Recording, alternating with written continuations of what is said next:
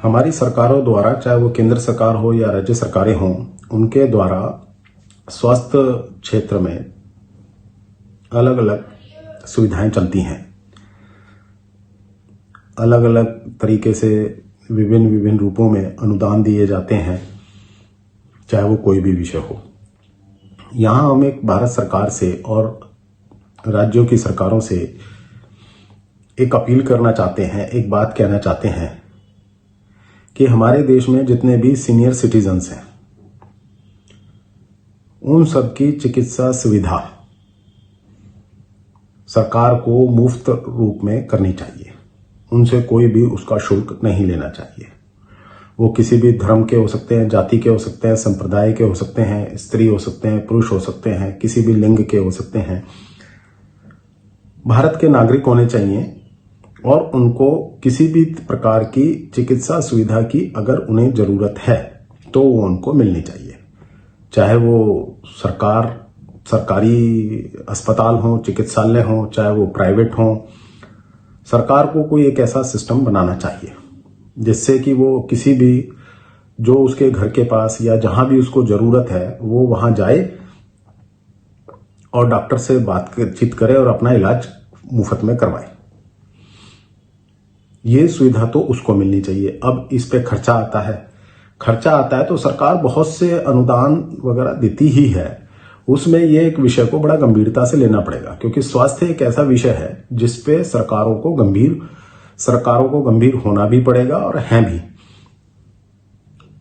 Corona काल ने हमें यह तो जरूर समझा दिया कि हमारे देश में स्वास्थ्य सेवाएं कैसी हैं, और सीनियर सिटीजन्स को जो एक एज आने के बाद उनको वास्तव में तकलीफ होती है। धन का अभाव भी होता है, शारीरिक क्षमता भी नहीं होती है, और परिवारों का जैसा आज हमारे देश में सामाजिक ताना बाना है, उसमें परिवारों का कोई बहुत बड़ा रोल रह गया है। ये भी एक चिंता का विषय हो गया है। इसको गंभीरता से लेना चाहिए। इस विषय पे मैंने 2 दिसंबर 2020 को अपने माननीय प्रधानमंत्री जी को एक पत्र भी लिखा था, जिसका खैर पीएमओ से तो कोई जवाब नहीं आया, लेकिन 15 जनवरी 2021 लगभग 1.5 महीने बाद भारत सरकार के स्वास्थ्य एवं परिवार कल्याण मंत्रालय के एक उप सचिव ने जरूर मुझे पत्र लिखा, और उसमें उन्होंने कहा कि यह विषय जो है केंद्र सरकार का तो नहीं है, ये राज्य सरकारों का विषय है, और हम इस विषय पे आपके सुझाव को लेते हैं। हमने नोट कर लिया है। और उन्होंने कुछ सुविधाएं बताई जो भारत सरकार, उसमें राज्य सरकारें भी हैं, भारत सरकार केंद्रीय सरकार भी है, जो वो सुविधाएं दे रहे हैं वो मैं जरा एक बार आप सबको सुना करके बताना चाहता हूं कि वो क्या सुविधाएं दी जा रही हैं जो हमारे सीनियर सिटीजन्स को दी जा रही हैं। वो लिखते हैं, क्षेत्रीय जरा चिकित्सा केंद्र आरजीसी में जरा चिकित्सा ओपीडी अंतर्गत परिचर्या के लिए 30 बिस्तरों वाला जरा चिकित्सा वार्ड आदि। आरजीसी मानव संसाधन का विकास करने के लिए जरा चिकित्सा में स्नातकोत्तर पाठ्यक्रम भी प्रारंभ करेंगे। जिला अस्पतालों में जरा चिकित्सा ओपीडी और 10 बिस्तरों वाले जरा चिकित्सा वार्ड, सामुदायिक स्वास्थ्य केंद्रों सीएचसी में अर्ध साप्ताहिक जरा चिकित्सा क्लिनिक, प्राथमिक स्वास्थ्य केंद्र पीएचसी में साप्ताहिक जरा चिकित्सा क्लिनिक, उप केंद्रों पर साधनों एवं उपकरणों का प्रावधान। 130 करोड़ की जनसंख्या में, जहां मेरा मानना यह है कि 10-15% लोग, 20% लोग ऐसे होंगे जो इस श्रेणी में आते होंगे, उनके लिए 10 बिस्तरों वाले जरा चिकित्सा वार्ड,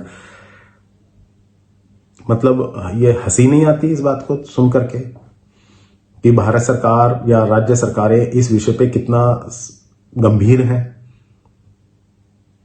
जिस समुदाय को, जिस एज ग्रुप को सबसे ज्यादा बच्चों के बाद या बच्चों जैसी ही टेक केयर की जरूरत होती है, उनको ऐसे वो कर रहे हैं।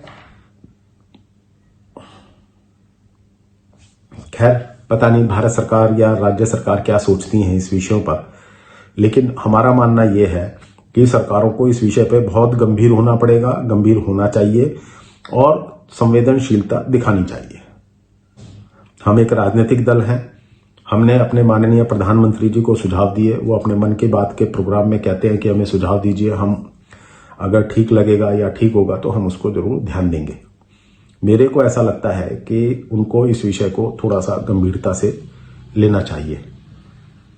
पीएमओ ने तो हमें जवाब भी नहीं दिया एक राजनीतिक दल होने के नाते कि भाई हम, खैर उनके विभाग स्वास्थ्य मंत्रालय विभाग का एक पत्र आया जो कि मेरे हिसाब से उन्होंने अब तक की जो उनकी प्रोसीजर्स हैं उसकी डिटेल उन्होंने मेरे को दे दी।